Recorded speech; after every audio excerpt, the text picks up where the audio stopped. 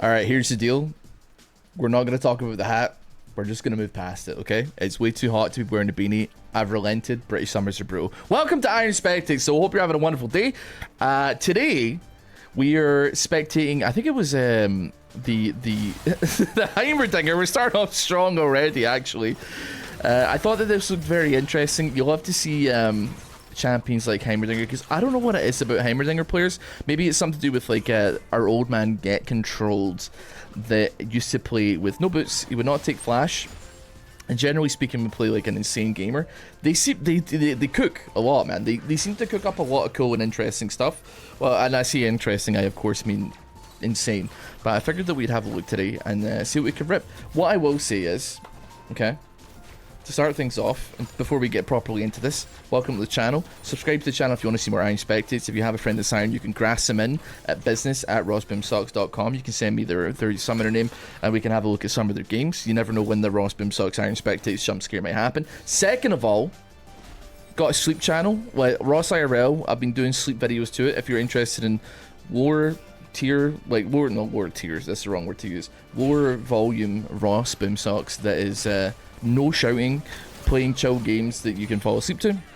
You can link in the description or maybe top right or at the end screen or whatever. Ross IRL is what you want to hit up. Third of all, I forget. Oh yeah, of course. None of this is anything personal against any people playing that. I can't believe I have to say that these days, but nevertheless, everybody here is fantastic. I love everything that everybody is doing in this game. It is just a game. We're just watching it just to have a little bit of fun, so don't worry about it. Don't take it too personally. Okay, so let's quickly review what we got going on here. We got Mordekaiser versus Jack's topside. We have got Evelyn versus, that's a weird one actually, Cassante Jungle. You don't really see that very regularly. As well as that, I mean, it's something you don't see very regularly is AP Kog'Maw mid, which is pretty cool. And Aphelios. Iron players ripping Aphelios games. I mean, I don't really know how to play Aphelios myself. That being said, who knows, man? Well, maybe there's something to be cooked here. Evelyn Jungle though as well. I mean, that's one that could go either way, frankly, because you never really know. People don't really tend to know exactly what they're doing as far as wards are concerned. Kog'Maw though, getting a lot of damage going there, especially I'm surprised because you're not like really necessarily expecting it, considering like your pre-6 and a lot of your damage comes from that pre-6. But that being said though, if you don't know, his AP ratio on his E is actually pretty solid as well, and it has a very, very deceptively solid range. I mean, I think that scales, that's 90% as well actually, now that I'm looking at it. It scales very deceptively well. You can get a lot of damage and a lot of burst out just from spamming E over and over again, which is pretty cool. Sorry, we did get first blood on bot side here though. I mean, Heimerdinger has absolutely no mana. Drops an exhaust onto Nautilus, of all people, for some reason. Gets the exhaust down. Barrier getting popped though. Ash is just going to walk into melee range. She's just walking towards the tower. She might still get this pick though, which is really cool. She's actually doing pretty solidly. Aphelios is going to back away, and it's going to be a 1-for-1 on the supports, which is pretty cool. I'm liking that a lot. So I should, you know what? I should probably explain at this point what's going on with the hat. So I'm going on vacation, first vacation in a very, very long time. B, her family are paying for it because I certainly can't afford to go on vacation myself. But they're doing like a celebration type thing, and they were like, "Do you want to come?" So we're going to like Spain basically, and I can't be wearing a beanie in the weather, the summer heat. That's just cooked. And speaking of cooked, wow, okay, I actually went for the flash there. Was not expecting that. It seemed like kind of just a botched W. Could have maybe popped it a little bit earlier as well, but nevertheless. Oh, hold on a minute. Heimerdinger, go on, son. I do not fit baseball caps. I just want that to be clear. I have tried many baseball caps in my time.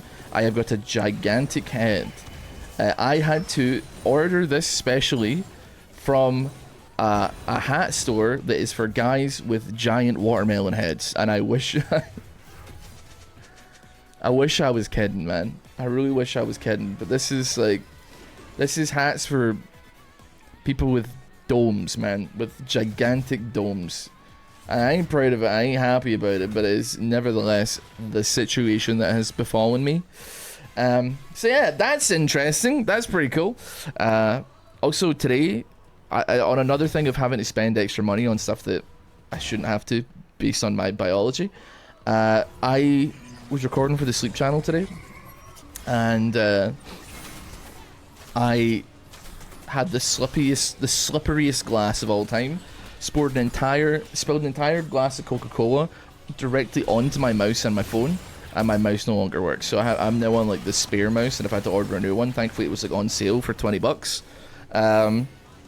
But yeah, that might be a rip on the mouse here. So we've been pretty unlucky. Also, as well as that, I was playing Project Zomboid, and by the time this video comes out, that one's probably already out. The audio in the video also got fried after like half an hour. So I've just had to put like ambient nature noises, because I guess that's kind of like what Project Zomboid is for the most part. Like there's a lot of just ambient noises with like occasional rustling and cracking people's heads open. But we've been doing that. We've been doing Rim Worlds, and it's been quite a lot of fun. It's been giving me a good excuse to like get back into those games, even though I'm not very good at them, and like, you know, start little colonies and start little things going. And yeah, I don't know. Anyway, back to the game. Sorry, I just thought like I didn't stream today, so I'm just like, I need to get some of my like life stuff out of my brain before my head explodes. But honestly, usually it's a complete bloodbath in these kind of games, and I'm surprised to see that like we haven't actually seen anything particularly crazy going on here. I mean, it is the rule. If you hit level 4, level 5, you must attempt to solo dragon. It is. I don't make the rules. It's just part of the way that the game goes. I'm glad to see that we are still sticking to tradition, though. We got level 6 on top side as well from Jax and also Mordekaiser. And I will say Mordekaiser, is he gonna go for the Death Realm? There we go. Finally rips it. He's completely beaten ass here in this situation. I mean, Jax kind of gives up a little bit, which is a bit of a shame, but I mean, he was stuck. He was at the edge of the ring. You could tell that he was at the edge of the ring, I suppose. Anyway, meanwhile, Kog'Maw is brutally poking this Aerith to death, but it looks like he's in a lot of trouble. Even with that flash, he's going to get pulled back. E does land. W comes out. Boom. That's going to be the Q landing as well. Meanwhile, at least K'Sante does get Dragon in the meantime. But that was actually a good Evelynn gank there. Very pushed up. That being said, obviously Kog'Maw is ulti. It scales as well. It ends up costing a lot more mana if you fire it, up to 400 mana if you're firing it over and over again, which is, I mean, it's pretty brutal. It's pretty brutal. I mean, you've got a tier here. Certainly not quite as easy to stack that tier as it is on other champions. So like, we've got 12-second cooldown, like 7-second cooldown on your ulti. Yeah, you can stack it like that, but at the same time, you're stacking it on something that is like gonna cost you a lot of a lot of mana, a lot of real estate in the long run. That was a nice flash, actually. He could have maybe all-outed or something there, but Xerath had no mana at all to react in any way other than flashing there. I am incredibly impressed. I'm very impressed with that one, actually.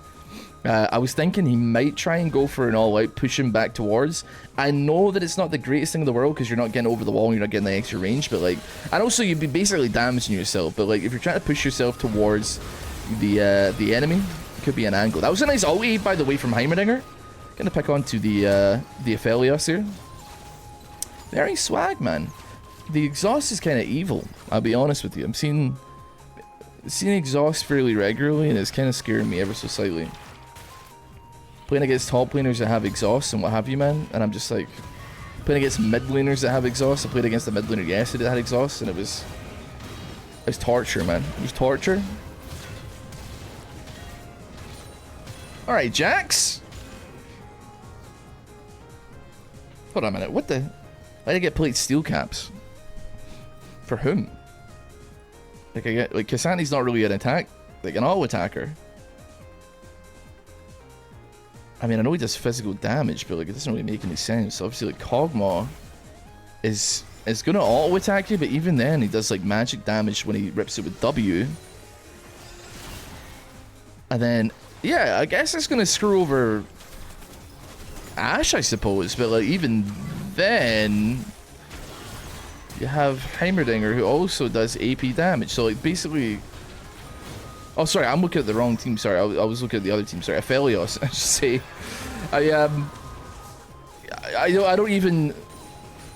I don't think it really was gonna affect him that much because he does like a bunch of magic damage off of like his different like guns, right? You can tell that the heat is cooking my brain, by the way, right? Because I was talking about Jax getting Ninja Tabi, then immediately started talking about his own team, as if that's gonna so that's gonna be a thing.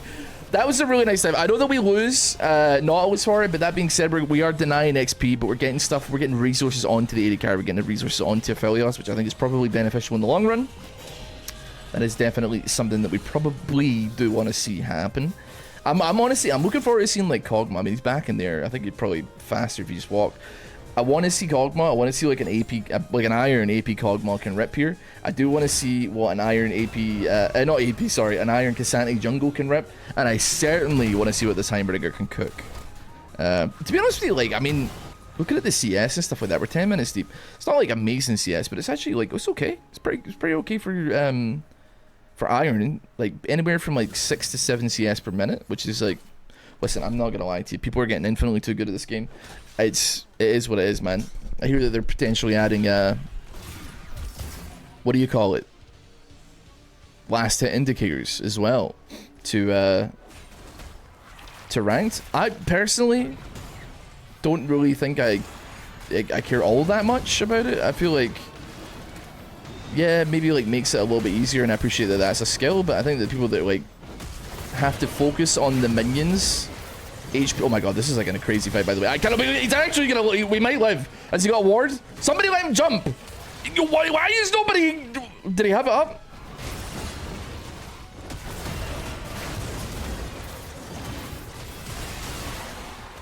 Oh, he didn't have it up, brother. In that case, do you know what, man? Some really quick thinking. And honestly, I don't know what the hell Evelyn was up to. She just walked straight into that bitch, man. She didn't have a clue what was going on. That was actually insanely quick thinking and versatility to be like, okay, I don't have Q up. I'm not gonna be able to get away with this one. So what I need to now do is figure out a way of gaining HP and maybe preventing this from killing me. I don't know. His passive does true damage, so it wouldn't really like. I don't think, yeah, nothing's gonna help you in that apart from just ripping straight error codes, man, and huffing as much honeydew fruit as you can. But yeah, as far as it goes, to be honest with you, I feel like I would probably be somebody that would benefit greatly from the last set indicators.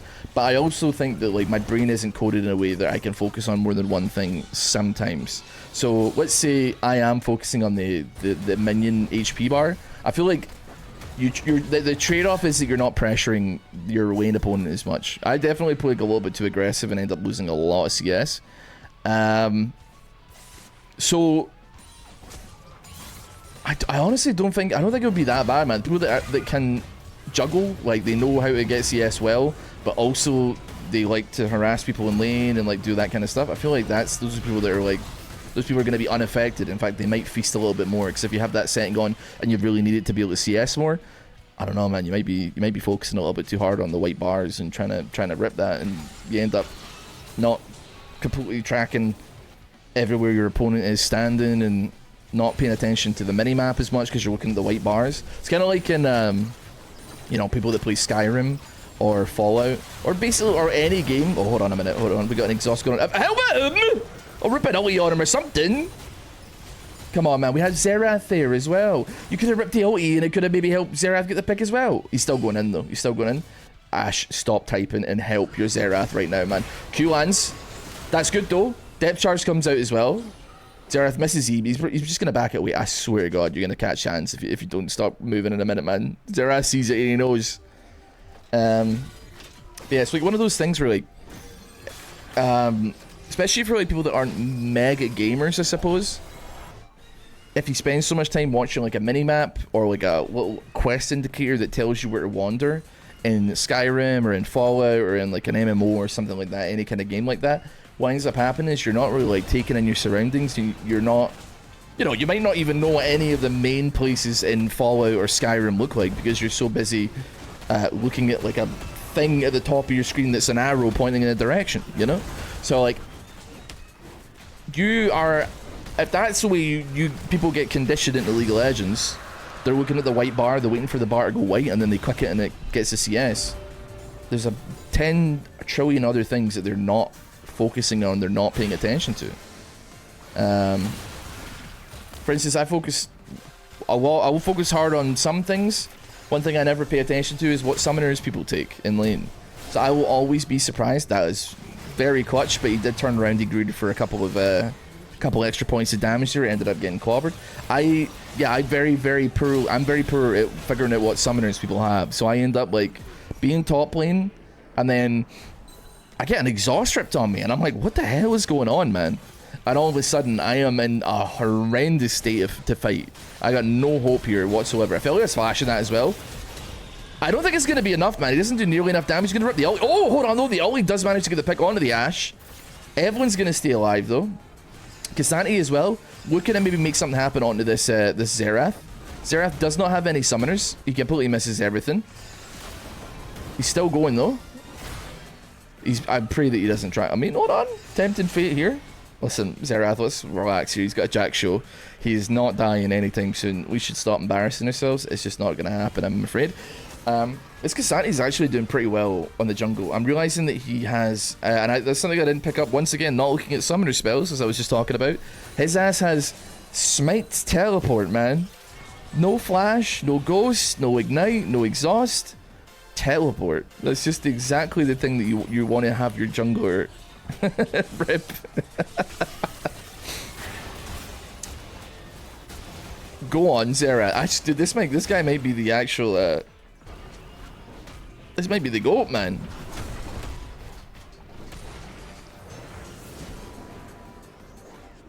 Jack Show first item as well is like a really, really strange one. I just realized that guy's called Cum Catcher. Because, I mean, obviously it's based on your armor and magic resistance, the value that you kind of get out of it. And I think it's probably balanced around the idea of maximizing that effect. Obviously, it's like a great hybrid item anyway. Like, armor, magic resistance, and also health is fantastic.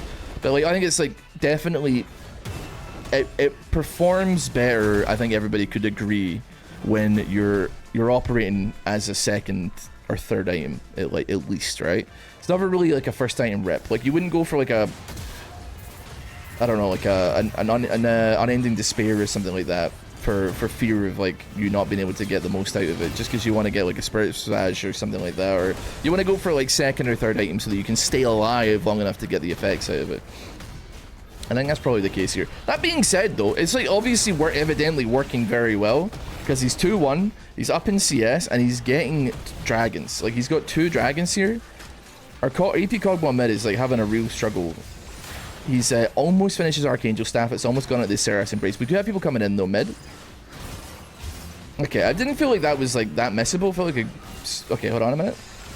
Right, okay. Kassanti, what are we saying here? What is going on? What is going on? Okay, that might kill, though. It's close, but no cigar, unfortunately.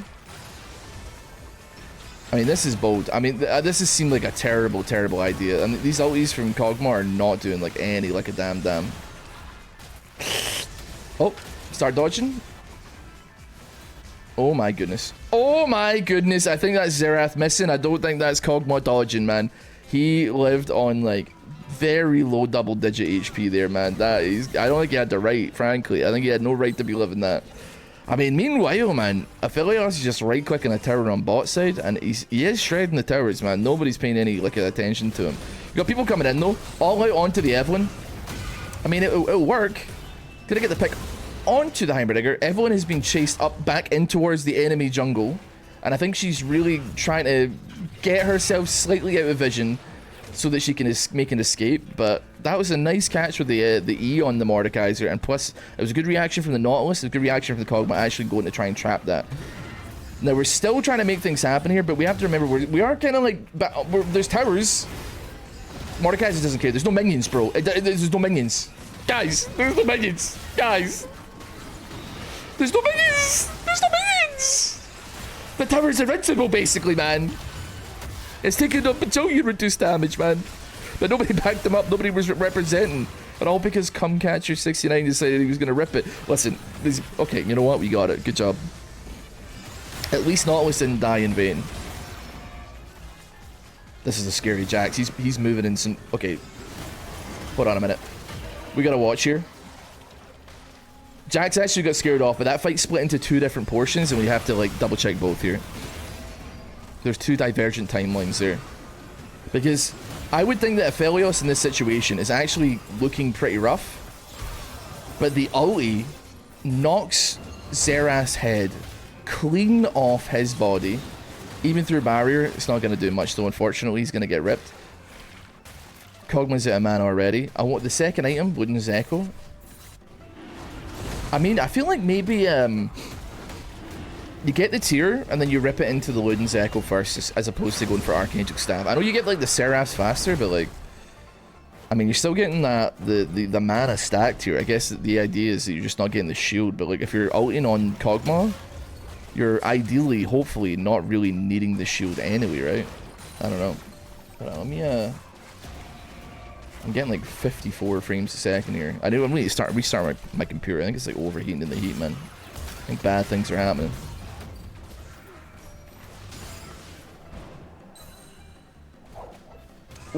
By the way, in case you haven't noticed, we're 19 minutes into the game, which means it's ARAM time. I don't even really know why Kog'Maw would stick around here, because frankly, we're sitting on like 80 mana, and it just seems like a dangerous situation. Heimerdinger has been grabbed by the Mordekaiser, but that being said, man, I really don't know if it's worth the is it really worth the battle. You're already going in on half HP. You know that like the enemy team is going to be on your head, and at best case scenario, man, you're succeeding in killing a 1 in 7 in Heimerdinger, bro. Like there's nothing that you're gonna get out of this. It's gonna be of any real tremendous value. I mean, Kasani as well. Where did he end up going? These fights are a shambles, man. Oh, what the fuck? He came in from behind? He was doing enemy raptors?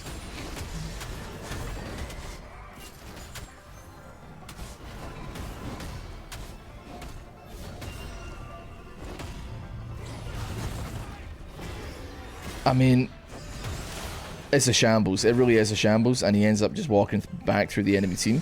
I am so... You have ulti. Why is Ashe still got ulti, man? Are we going crazy here? She had volley, she had ulti. Like, I'm not saying that like you could realistically maybe get the Kasani, but like, it looked like a pretty free pick, if I'm honest with you. Even a volley to like just isolate, I think. Because he's on very low HP. Isolate with a volley.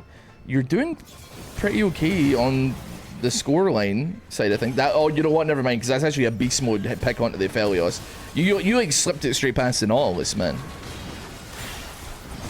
Nautilus is still taking the sacrifice. I don't know if it was worth the ulti from the Evelyn there, but I mean, it's not a very like. I mean, it's not a very long cooldown. I can feel Jax wanting to dive here. Oh my god! I wish I could zoom further out. I think I can if I open up League Director, but I think that's probably too much effort. Aphelios is an interesting character. Just absolutely Shrek'd, man. And do you know what? Ashe still gets him. Ashe still gets him. He is like a full 2 items up on this Ashe right now. He's doing madness damage. 13 and 5. I didn't even realize he had that many kills. I know he was getting kills, but like I didn't realize he had that many kills. What's the gold difference as well, man? He's at 13k. He's 5k up on the enemy Ashe. He basically is the entire gold gap that the red side have, which is pretty crazy, man. That's pretty crazy. Anyway, let's head up to top lane, man. Our man Mordekaiser, he's ready to do some bonking. And I'm trying to think, like, he's actually pretty squishy, so there's an opportunity here, I suppose, for Evelyn to do some half-decent damn. Okay, she didn't use Q again, though, which is really confusing. I guess Mordekaiser's flashing out, though. So in that, we got the disengage. The disengage has been done. Let's maybe have a look at bot side. I don't think Kog'Maw's really going to do a whole heap of a lot here. I think these, like... Right, okay. Right, that is a corker, man. Let's run that back on the play-by-play. Puts the ward down. They see him obviously because they rip the Phaelite here.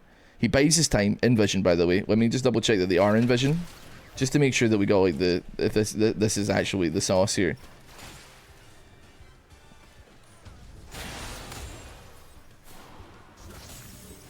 Yeah, they can see him completely here.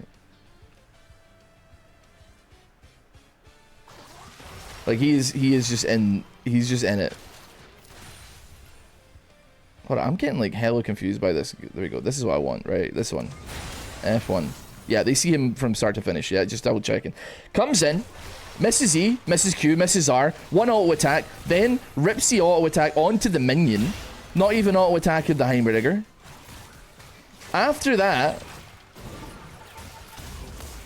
stunned for like God knows how long, burst to death. It's a shambles, man. It's an embarrassment. We have a team coming in though. Ash Arrow, Jax, engage. Bosch, huge. If he rips ulti, it's big. He took too long. He took too long. Why did he ulti? Why did he not Grandmaster Arms, man? That was a humongous catch. You should be like channeling that the second that you get. He took too long, bro.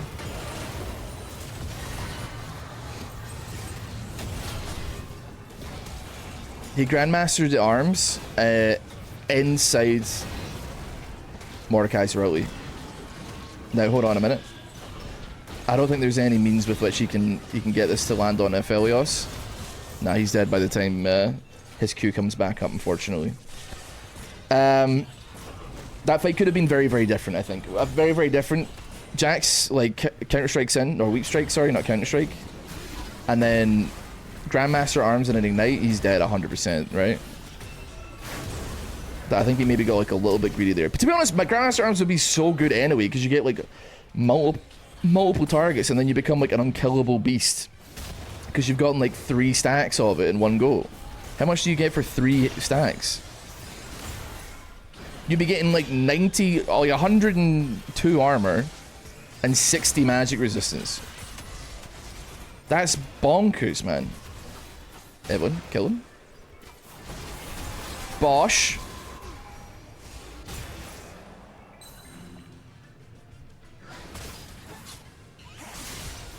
It's just so unnecessary, man. I get it, though. Hold on a minute. Kog'Maw mid versus the 1 and 8 support. Who wins? I mean, it starts off with Heimerdinger almost dead. You know what? Drops the bouncing bombs. He's walking through all these. Gets exhausted. Misses ulti. Misses ulti again. Okay, he finally gets it on the last try there. But I think he actually, maybe the auto attack was what finished him off. In the meantime, he is, like, dangerously close to death. I think with, like, a little bit more on the mana department, or in the health department there for Heimerdinger, I think he probably brings that home, which is kind of embarrassing. Or alternatively, I suppose, if he dropped, like, turret ulti, or even, like, rocket ulti, I think would probably be a bit better than the E.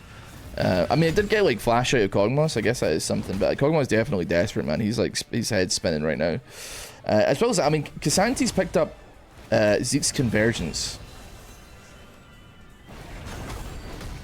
which I got no issues with that personally. I think that's probably fine. Another hybrid item that gives you like a bunch of resistances. It's an interesting build though. I mean, I feel like I need to like look him up a little bit here.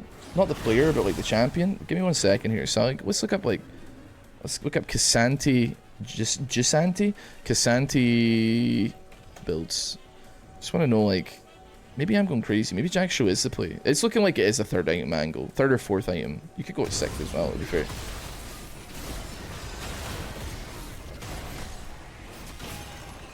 Definitely not so sure on it.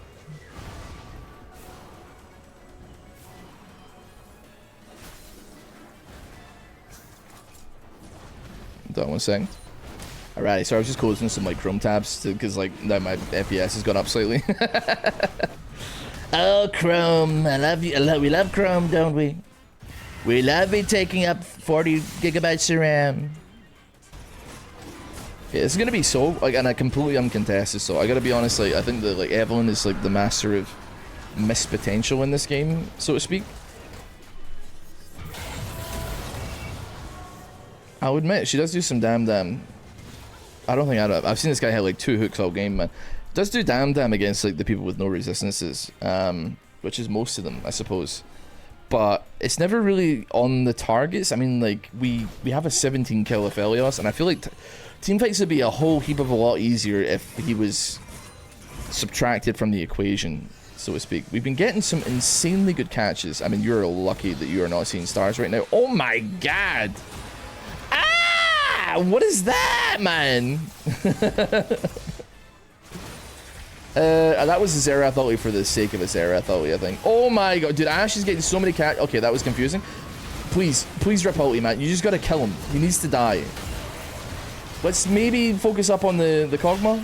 That's a good stun. Let Ash finish off. Boom. There we go. Bosh. Oh my Gideon. 90 HP on that one. Okay, that was a good fight. It was still, like, we were men down. But it was half decent. Heimerdinger is in some trouble here. This is an interesting one. Oh, ulting up that direction. I don't hate that. Because that is scary, but he's scary for, like, not that he necessarily, like, does crazy damage, and to be fair, he does, like, scale with resistances, so his Q will hurt. But he's just, like,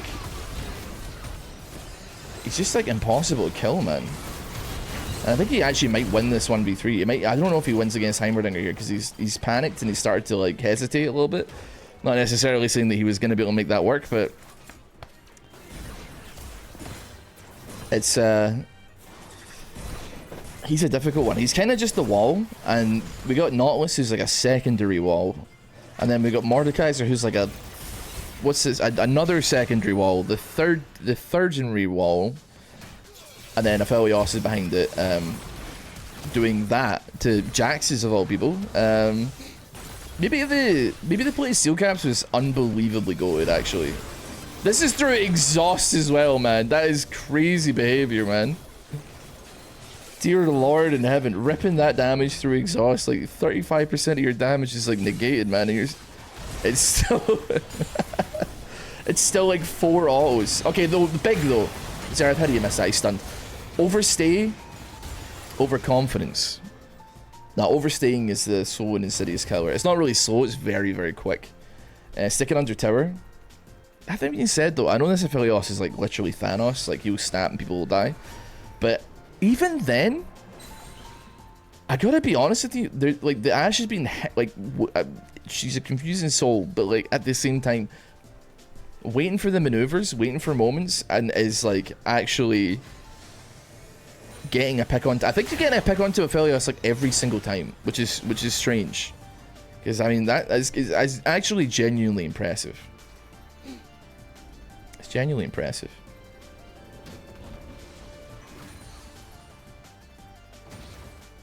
Oh wait, dude! I just realized he has unsealed spellbook, man. Oh hell yeah! That rocks. Ever since they like added the jungle quest reward, I haven't been looking at the chat. So like, admittedly, I realize that this has been happening, and I've just not been looking at it. Look at the action. Okay, it's unsealed spellbook. Also, let's go. I'm a respecter of that. Exhaust is definitely a lot better than teleport. I guess it depends on the circumstance, but hey, man.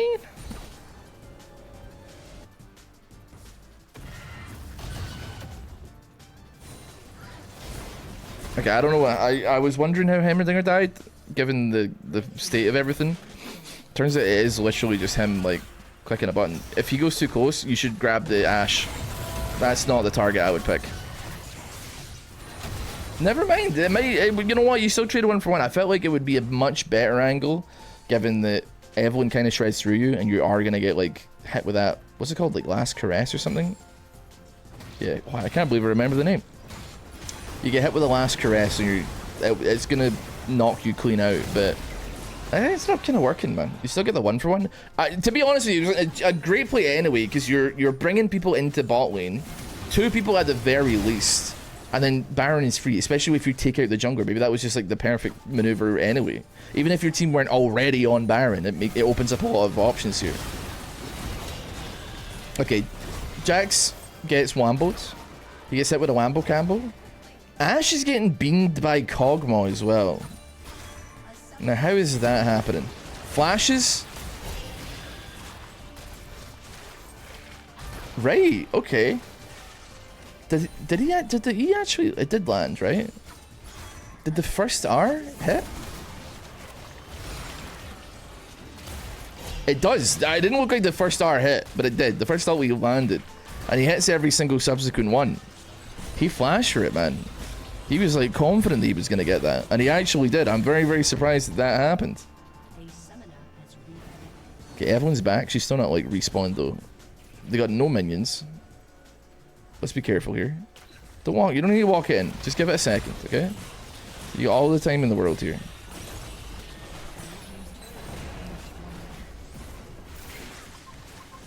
Lock at the double lock at the Iron Solari is exceptionally interesting. This build is cooked, man. Who came up with this? Is it insanely goated? Is it like when people started building protoplasm harness, like first item, and everybody, I was like insanely confused why you would do that, because it like scales based on your resistances, but it turned out to just be like, if you just get like 100, 200 HP early game off of it, it's actually like still very worthwhile. Man, he was missing a lot of stuff there. He was still kind of making it happen.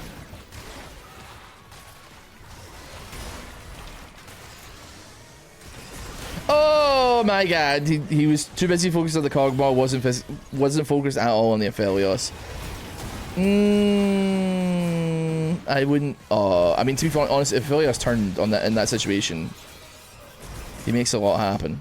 I think he catches here. Boom. Could be an end, man. Rips it. Not quite. Very, very low. Even with the red buff burn. He's just taking towers there now, man. But who's up? Quick like.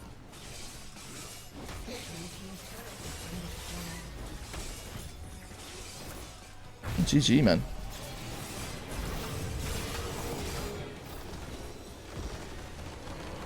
There was definitely, hello Charlie, there was definitely some interesting stuff across the course of that game. Interesting decision making, interesting builds as well, man. Like the Cassandra one's particularly confusing, as well as that, like Cogmaw ripping Rod of Ages as a third item does seem ludicrous to me. Like, it's he finished it like 25 minutes.